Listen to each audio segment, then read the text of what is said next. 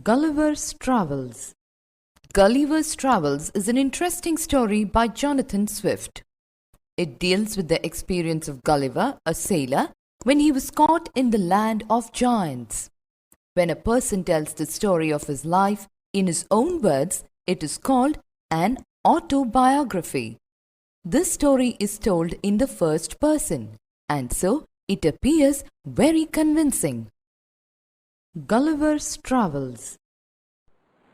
On the 16th of June 1730, we discovered land. Our captain sent a dozen men with vessels for water, if any could be found. When we came to land, we saw no river or spring, nor any inhabitants. I went on to explore. The country was barren and rocky. I turned back to join the crew, only to see them getting into the boat and rowing for life to get to the ship.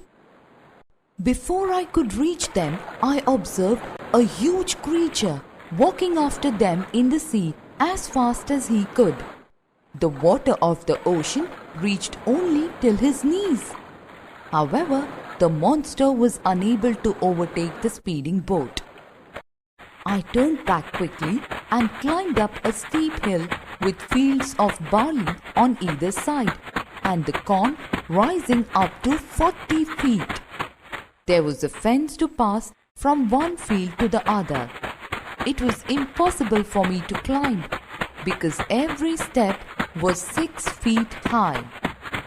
I was trying to find a gap in the hedge when I discovered one of the inhabitants in the next field walking towards the fence. He was of the same size as the creature chasing the boat. I was struck with utmost fear and astonishment and ran to hide myself. He called in a voice much louder than a trumpet. It sounded like thunder. 7 monsters like him came towards the field, ready to reap the corn. They carried a reaping hook, which was very big. When one of the reapers approached where I lay hidden, I screamed as loud as I could. The creature stopped reaping, picked me up between his thumb and forefinger, and brought me close to his eyes, 60 feet above the ground. He looked at me with curiosity. He blew my hair aside to get a better view of my face. He called his friends and gently placed me on the ground. They all sat on the ground to take a good look at me.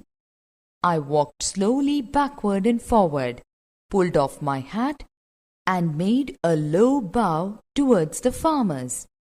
I tried to speak to them loudly in several languages. Each time I did so, the farmer who picked me up held his ear very close to me, but in vain. The farmer took me to his house and placed me at some distance on the dining table, which was 30 feet high from the floor. Dinner was brought for the farmer in a dish which was 10 feet in diameter. The farmer's wife crumbled some bread and placed it before me. In the middle of the dinner, I heard a noise behind me. It was the purring of a cat that was 10 times larger than an ox. The farmer's wife was stroking him. Then entered the farmer's 1-year-old son in the arms of a lady. On seeing me, the child grabbed me from the table and put my head into his mouth.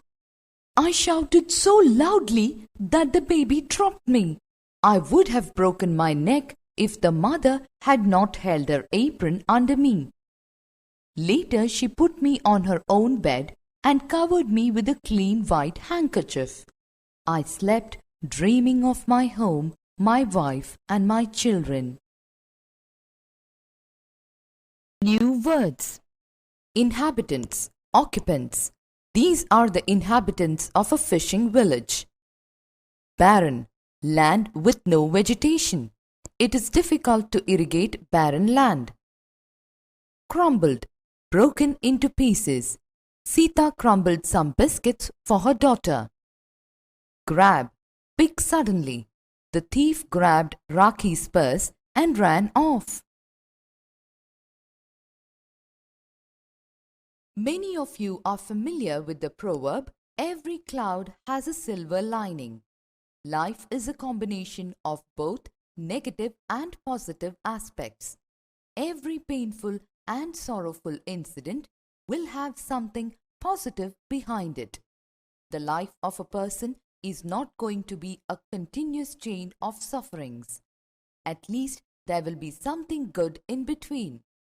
As the night slowly gives way to the morning, the sorrows will gradually turn into happiness.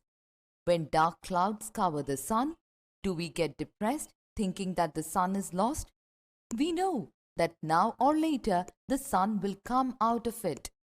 Believe the clouds of sorrow will slowly drift away and the sun of happiness will shine again in life.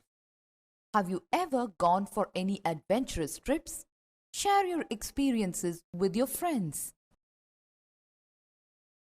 Summary.